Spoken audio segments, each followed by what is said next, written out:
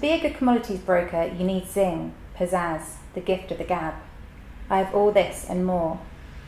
Ability to negotiate was on the job description. I thought about how the untruths just slip off my tongue, and I signed up straight away. Lies can be a good thing. Lying can buy you snazzy clothes, a tropical beach, a pretty girl on your arm. Lies can give you success. It's a shame that Nancy didn't see it that way. When we left university, we struggled, but she seemed to revel in it at first. It conformed to the story in her head. She loved renting the tiny flat in Zone 6 with slits for windows and a half-size bar.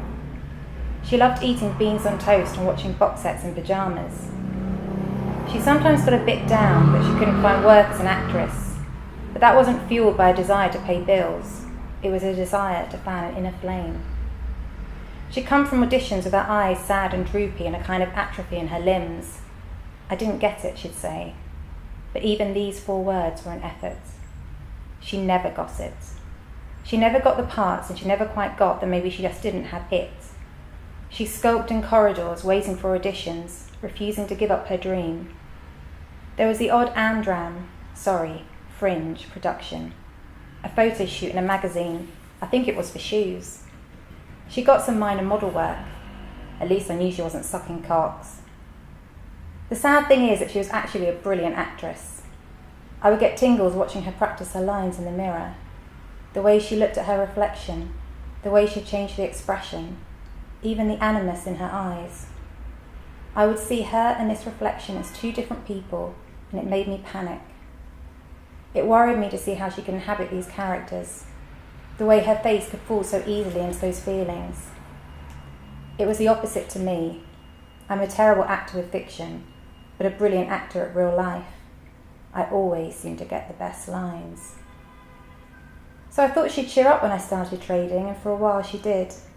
But there were long hours to put in, and parties to have, and contacts to network. On her side, there were too many dinners for one, and too many one-way conversations. I couldn't buy her approval, although I tried hard. It was strange sometimes to come back very late and see her curled up asleep in one of my old sweaters. It was like she was cheating on me with an old version of myself, one that didn't exist anymore. How can you not change endlessly, countlessly, time and again? Every second, millions of cells in the body are replaced with new ones. Every little experience changes and adapts the brain. So how can we stay the same person? Why was the sweater scrunched up in her hands? Why was she loving the form I had made a ghost? It has shrunk in the wash. It now fitted her, not me. But it's me who sees ghosts now. She always did laugh the loudest. You see, Nancy's death left a missingness in the world, like the imprint of your shoe in mud, or that rush of air as somebody passes. It feels like she should still be here, that maybe she might come back, that all the signs suggest it. Her cupboard, for example, in those early days before the funeral.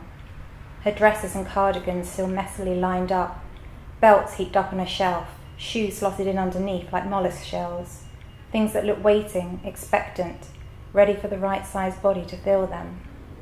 Looking through the clothes, I have memories of her wearing them. That one was Cornwall.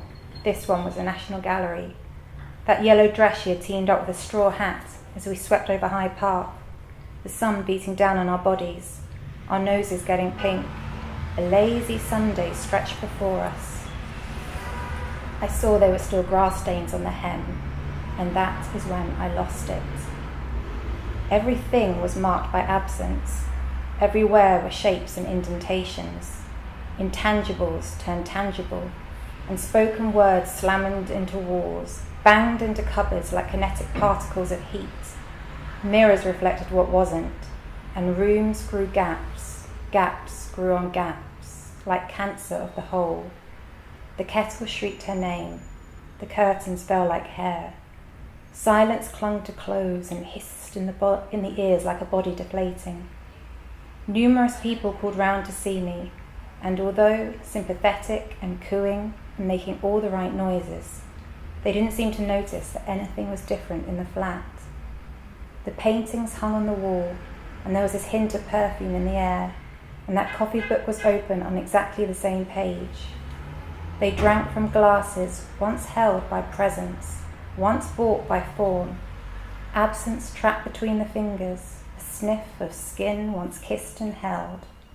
Nobody noticed, nobody but me, who had to pick up that invisible body and hide it away. And what's your background? How have you got to this stage?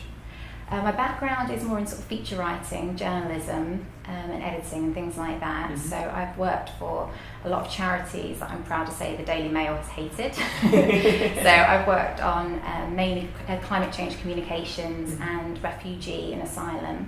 They've been my main topics. That's my main background really. And I've sort of been I've been a dabbler. So I've dabbled in creative writing, but I've never really had the guts to show it to anyone, so this is all very, very new for me, but it's exciting. Yeah. Quite often when I had story ideas, either it was that first line that came to me, or the first sort of atmosphere, or I just had a sense of a scene. Mm-hmm. And when I thought of this book, I could just see this guy really. He was almost sort of fully formed before me, but secretly I was quite pleased because I did want to try and not write to type in a way, and just write about my own experience and write about my day-to-day preoccupations. So it was quite nice inhabiting a character that, regardless of gender, was just so different to me. That was quite fun. What do you like to read?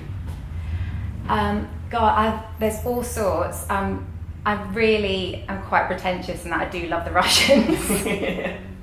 Which is, a bit pretentious but a bit dark. But yeah, Dostoevsky, Chekhov, all of those, they were my first sort of entry into sort of so-called serious fiction, and loved all of those. But at the moment I'm just really enjoying exploring sort of new up-and-coming writers as well, because in the past I've tended to read writers who are dead. So it's actually quite enjoyable discovering new writers.